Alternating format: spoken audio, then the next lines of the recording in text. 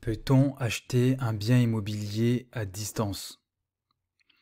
Dans cette vidéo, je vais répondre à cette question qui m'a été posée à plusieurs reprises. En effet, ce cas de figure se présente de plus en plus parce que les bonnes affaires ne sont pas systématiquement dans sa région. C'est-à-dire que si on se trouve par exemple en région parisienne, il est fort possible qu'on peut tomber sur des bonnes affaires qui se trouvent à Lille, à Lyon ou à Marseille. Donc la question qui se pose le plus souvent, est-ce que je peux quand même acheter un bien en étant à distance? Pour répondre à cette question, je vais m'appuyer sur ma propre expérience parce que de mon côté, j'ai déjà acheté des biens en étant à distance. Pour bien répondre à cette question, je vais découper cette vidéo en deux parties. Une première partie, je vais expliquer les différents obstacles que vous allez rencontrer. Et puis dans une deuxième partie, je vais vous donner quelques pistes et quelques solutions. Donc pour commencer par les obstacles, premièrement, c'est que lorsque vous voulez acheter un bien à distance, c'est que vous n'allez pas être en mesure de le visiter. Également, vous n'allez pas non plus être en mesure d'aller consulter le cahier des conditions de vente, c'est-à-dire aller voir le fameux document qui regroupe les diagnostics techniques, mais également les différentes conditions autour de la vente, le procès-verbal de description, etc. Le troisième obstacle, c'est comment transmettre les chèques de banque à votre avocat pour qu'il puisse vous représenter le jour de l'audience. Et puis pour finir, c'est comment monter un dossier de financement à distance. Comment échanger avec la banque et fournir les différents documents, signer l'offre de prêt, etc.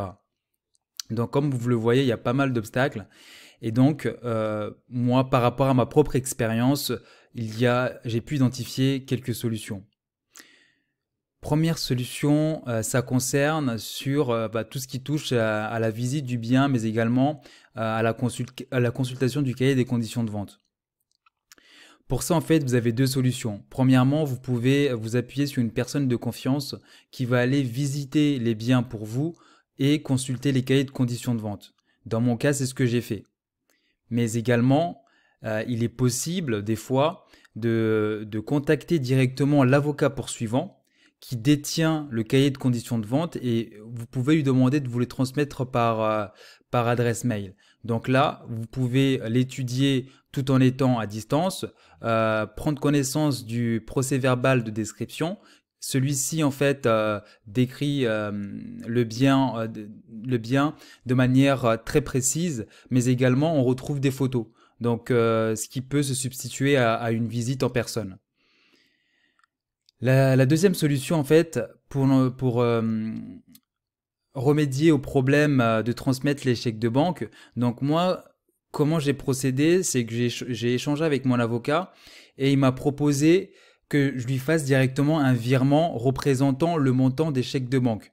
Donc l'avocat a créé un compte Carpa où là j'ai pu faire un virement directement sur ce compte, avec une option virement instantané, c'est-à-dire dès que le virement part, il est visible directement dans le compte de l'avocat.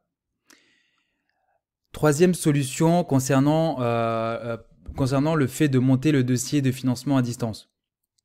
Sur ce point-là, c'est moins problématique parce qu'actuellement, comme vous pouvez le voir, les banques proposent de plus en plus la possibilité de souscrire à un prêt hypothécaire à distance. Donc c'est très simple, vous échangez avec votre conseiller tout en étant à distance et quand il s'agira de constituer le dossier de financement, il va vous demander les différents documents, vous les transmettez par mail et quand il va falloir signer les offres, soit il vous les transmet par courrier ou tout simplement il mettre en place un système de signature électronique. Donc voilà les différentes solutions et puis un autre conseil concernant le fait d'acheter donc un bien à distance. Je vous conseille dans un premier temps, notamment si vous n'avez pas trouvé, si vous avez personne pour aller visiter le bien directement à votre place ou une personne de confiance pour aller consulter le cahier de conditions de vente, Positionnez-vous sur des biens basiques. Ce que j'attends par un bien basique, c'est des biens qui sont pas très compliqués. Exemple, un parking ou encore des fonds de commerce très simples, très basiques. Donc voilà, j'arrive à la fin de cette vidéo. J'espère que j'ai répondu aux différentes questions. Et puis également un autre élément que j'avais oublié, c'est par rapport, bah ça je l'avais déjà évoqué dans une autre vidéo, c'est pour participer à l'audience de vente. Comme je l'avais déjà dit, c'est que vous n'êtes pas obligé de vous déplacer directement à l'audience. Vous pouvez transmettre votre enchère maximale à votre avocat qui va se charger de porter les enchères pour vous et le cas échéant, si vous êtes adjudicataire, il va faire le nécessaire et il va vous communiquer les différents documents par la suite suite à l'adjudication. Voilà, donc j'espère que cette vidéo a répondu à vos questions. Donc si cette vidéo vous a plu, n'hésitez pas donc à liker, à la partager, mais également à vous abonner à la chaîne si ce n'est pas encore fait.